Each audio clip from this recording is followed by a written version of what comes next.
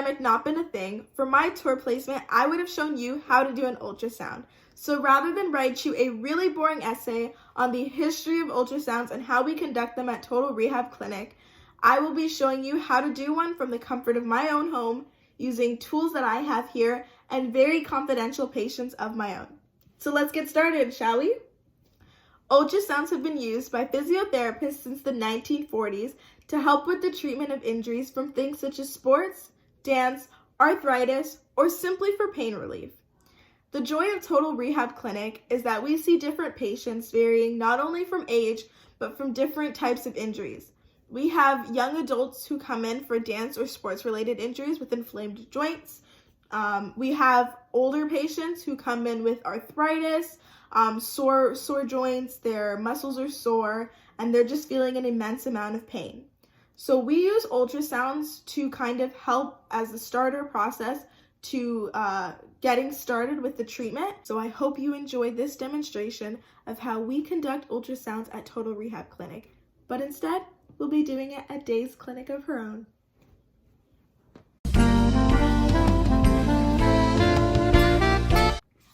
So I chose the task of showing you an ultrasound because ever since I started doing my placement at the rehab clinic, it has been the most exciting part. First of all, that skin-to-skin contact with patients allows them to feel comfort in knowing that there's someone there to help them with their pain and help them through their rough times.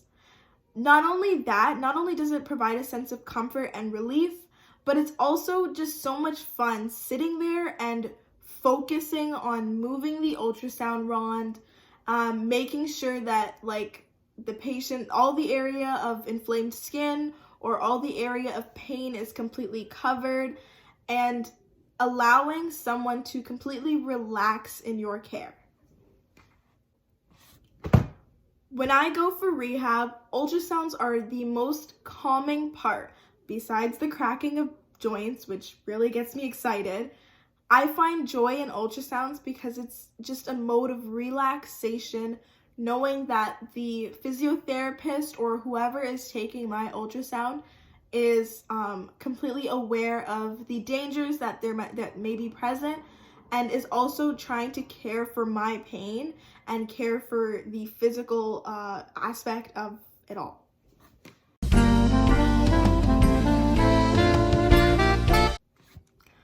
So doing an ultrasound does not require a college degree or a university degree. I have done a few ultrasounds during my time at Total Rehab, and as you can tell, I do not have any post-secondary training for that as of yet.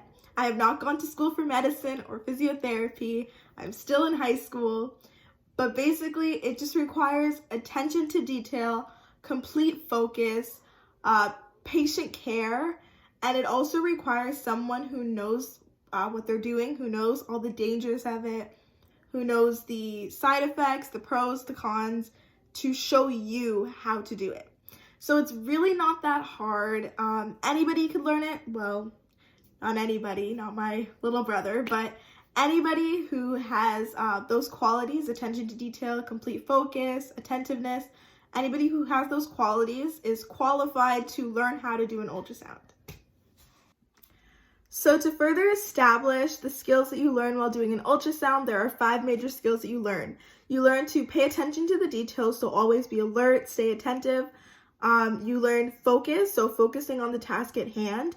You don't want to be hovering the wand in one spot for too long because that way you can burn a patient, and you don't want to be moving it too much because in that way the patient isn't receiving as much heat for the intended area of pain as they should be, and they're not getting as much relief as intended.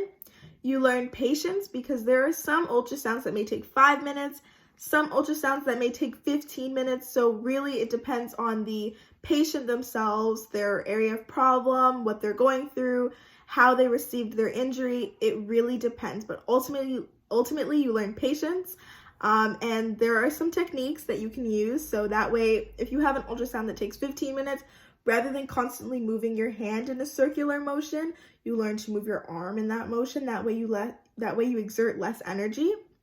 You learn patient care. So there are some patients that just don't want to have as much of a conversation as others. There are some that just want you to ask, like, is this okay? Am I doing it right? Is this the right area? And then there are some patients that want you to ask how their day is, how their kids are doing, how's the weather, ask them about sports. So you learn how to adjust yourself to patient needs. So that's very important. And for the last one, and probably the most important, you learn routine.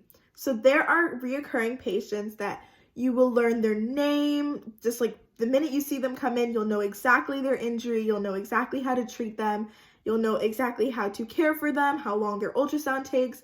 And it's so amazing when people working on you or people caring for you can anticipate your needs, they're there right away, and they get the job done a lot quicker. So those are the 5 major skills that you learn while doing an ultrasound.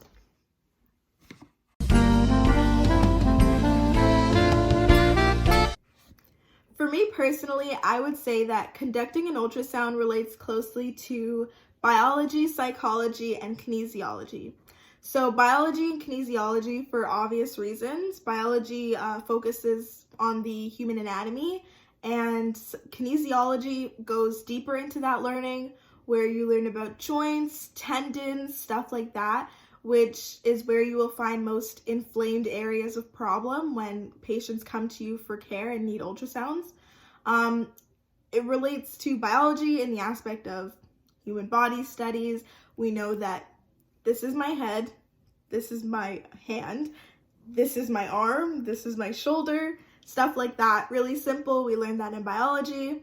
And the last, a little bit trivial part is that it relates to psychology. And the reason why I say it relates to psychology is because ultrasounds are a way of distracting the patients from the pain that they're feeling in the moment, not only by providing that sense of relief from the radio emitting waves that they're getting from the ultrasound wands, but also distracting them with either conversation, checking up on them, like, hey, does it hurt right now? Am I moving it too much? Am I moving it not enough? Am I getting the right spot? You're kind of discreetly distracting them from their pain.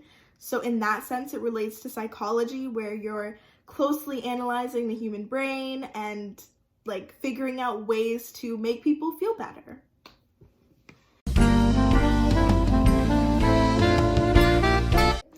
So Ms. Perry, to invite you in for a demonstration, I would start by instructing you through the front door, which is our main entrance. Have you sanitize your hands, because that is very important at the clinic. I will show you the 3 coat hanger sections that we have. We have one at the front. If you don't feel comfortable leaving your stuff out in the open, there's one closer to the back area where the personal gym is.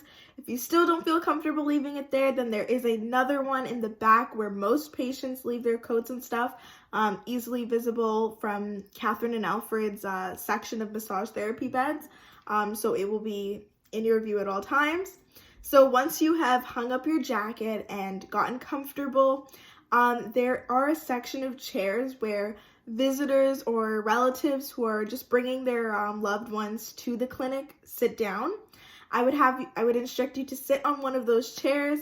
If I was doing a demonstration on a different patient, there are opportunities for you to bring chairs closer up to the massage beds and have you see one-on-one what I'm doing to them. If not, then there are opportunities for you to be the patient as well, which I will position you according to your injuries. If it's a arm-related injury, you'll be sitting down on a chair and your arm will be elevated on a massage bed. Or if it is a knee-related, leg-related, any other type of injuries, I will instruct you to rest on a massage bed. But that is how I would get you set up for a demonstration if we were at the clinic.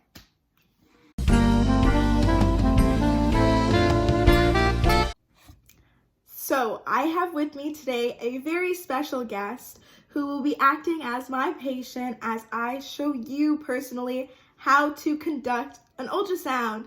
Yay!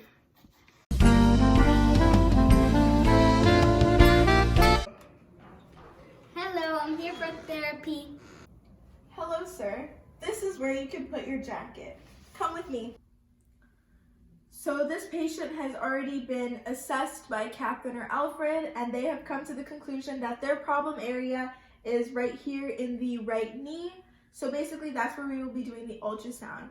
Because this injury has been assessed to be 6 weeks old, meaning that it's not at all new, we will be treating it on 1.0 intensity, which is the average intensity that we use, for a 10-minute duration on a 1 megahertz frequency, because it is an area with more tissue. So basically I have set all the frequencies, timers, intensities on my ultrasound machine, which is this machine right here. We have removed obstruction of clothing already. I have my towel here to wipe off the ultrasound gel, and our patient is ready to go. Are you ready to go, John? Thumbs up if you're ready to go. All right, John's ready. So in replacement of the ultrasound gel, we will be using this lotion. I will cover that for copyright. We will be using this lotion to act as the ultrasound gel, and normally the ultrasound gel is like a blue, clear, liquid, jelly-like substance. Hey John, this is going to be a little bit cold, okay? So, just gonna put quite a lot on there just to cover the area. There we go. Okay, so right away, I'm going to start moving my ultrasound probe on the area before I hit the timer. So as I keep it in constant motion, I'm gonna go ahead and hit the timer. There you go, John. Thumbs up. How does that feel? Thumbs up, thumbs down? All right. So John's doing pretty well there. The goal of an ultrasound is to keep the wand in constant motion. So obviously this one's not hooked up to a machine, so there is no actual heating process getting done. But when the machine is not in constant motion or it rests on one spot for too long, it will get overheated. So there you go, John.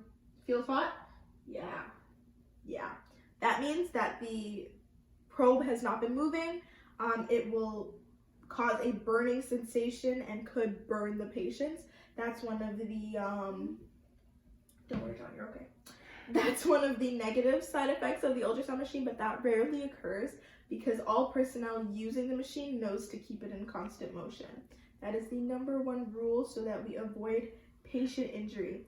So as you can see, I'm scooping up some of the gel and putting it back onto the problem area. That way we can ensure that it is fully covered. I'm going to do this for the duration of the 10 minutes. Won't actually be 10 minutes because we don't have time in this video. But that is what we will do. So let's go ahead. Things beeping. Beep, beep, beep, beep, beep, beep, beep, beep. So I'm just going to slowly take it off. Timer's all done.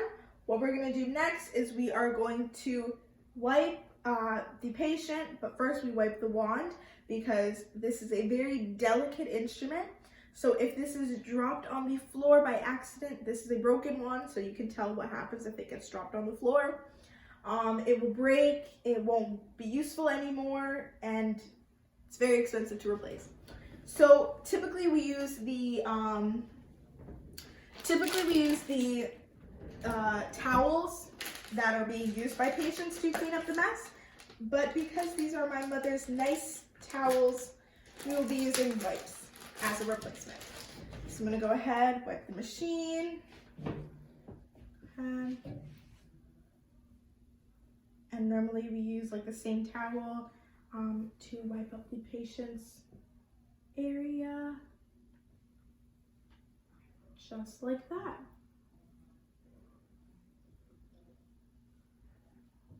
And because the jelly, sometimes I can wipe up what's visible, but I won't exactly wipe up all that the patient's feeling. I'm just gonna double check and ask them, hey John, do you feel any more wet area? No. It's all wiped up. And just like that, I'm going to take this from John. And he's prepped and ready to go for his next part of therapy. Aww. And there you have it. That's the conclusion of my profile/demo assignment. I hope you enjoyed it. I know it's not as exciting as a live demonstration, but I hope it makes up for everything. Stay safe, stay inside, wash your hands, and we will get through this. That's all, folks.